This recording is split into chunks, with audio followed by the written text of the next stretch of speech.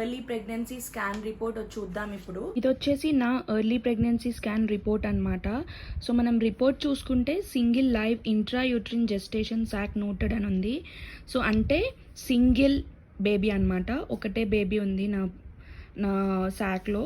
So ఒకటే baby అని అర్థం. ఈ ఫస్ట్ పాయింట్.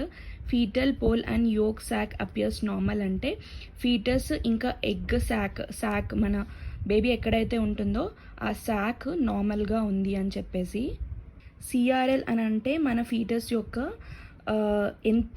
ఎన్ని సెంటీమీటర్స్ ఉన్నది అని చెప్పేసి 1 సెంటీమీటర్ అనమాట. అంటే ఇంతే ఉందన్నమాట, ఒక చిన్న గ్రేప్ అంతా. సో దాని సైజ్ అనమాట, ఫీటస్ సైజ్. సో నేను ఎన్ని వీక్స్ ప్రెగ్నెంట్ అనేసి ఇక్కడ ఉంది. సో 7 వీక్స్ 3 డేస్కి చేయించుకున్నాను నేను. 7 వీక్స్ కంప్లీట్ అయిపోయాక 3 డేస్ తర్వాత చేయించుకున్నారు. నాకు ప్రెగ్నెన్సీ ఎండ్ డేట్ ఎప్పుడు ఇచ్చారు అని అంటే